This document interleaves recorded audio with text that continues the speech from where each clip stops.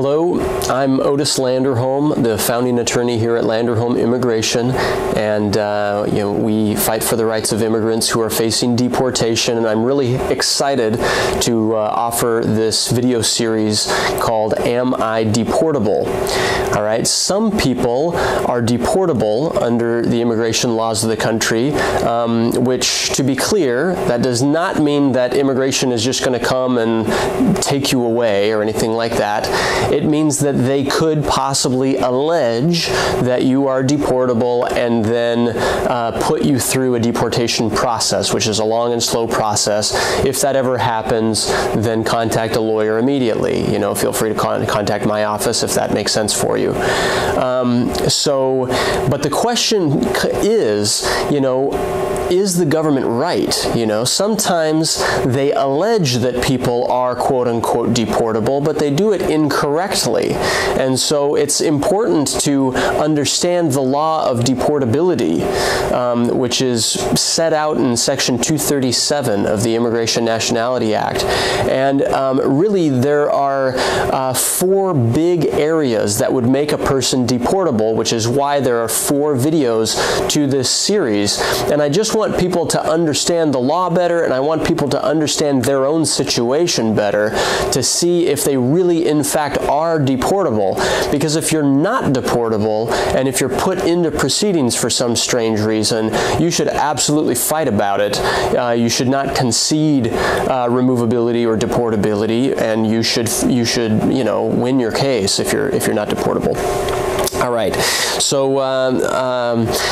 so let's talk about the basics. All right, so I mentioned that deportability is set out in Section 237 of the Immigration Nationality Act. The 4 big reasons that someone would become deportable are: first, due to immigration problems; second, because of crimes; third, because of fraud; and fourth, because of national security and other reasons.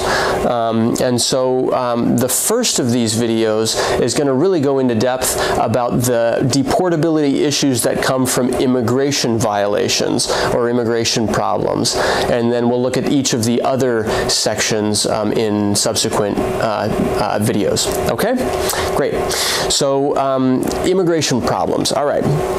So you'll follow with me here. Hopefully you can see the PowerPoint here. So there are immigration problems, and this just goes straight down 237A1 of the Immigration Nationality Act, and we'll cover each of these just much more quickly. All right. So the big immigration problems are: first, which is 237A1A, is if you were inadmissible at the time of your entry or at the time of your adjustment of status. Okay. 237A1B is if you are present in the United States in violation of the law. So if you did not have a visa or a permit when you came to the U.S. 237A1C is if you failed to maintain or if you have violated the terms of your visa. 237A1D is if your conditional residency was terminated. 237A1E is alien smuggling, so if you've helped another person in any way to cross the border without permission. And 237A1G is for marriage fraud. Okay? So we'll look at each of these right now, but first I want to give you a little bit of a scenario. All right? So imagine that I was hidden in the trunk of a car when I crossed the border, along with my 2-month-old child, and that was when I first entered the United States in the year 2000. Imagine that I later married a U.S. citizen just so I could apply for immigration status. And imagine that during the adjustment process I lied and said that I had entered with a border crossing card, but I had later lost it. In 2010 I was approved and I got my green card. Then in 2015 I applied for citizenship, but instead of winning I was given a notice to appear because the government alleges that I am deportable.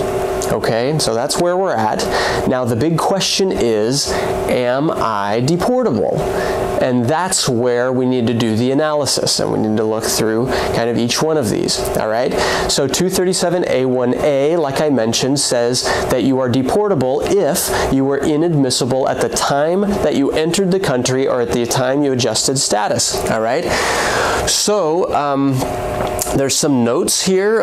You have to be admissible at the time of of the approval of your adjustment, not just at the time of filing. And obviously, if your inadmissibility ground is waived at that time, then it's not, you're not deportable under this section, okay?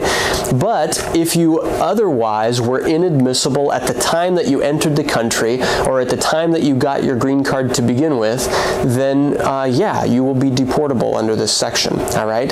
The next is if you're present in the U.S. in violation of the law. So if you entered the country without permission, and if you violated any status, any immigration status, your visa and things like that, then you will become deportable.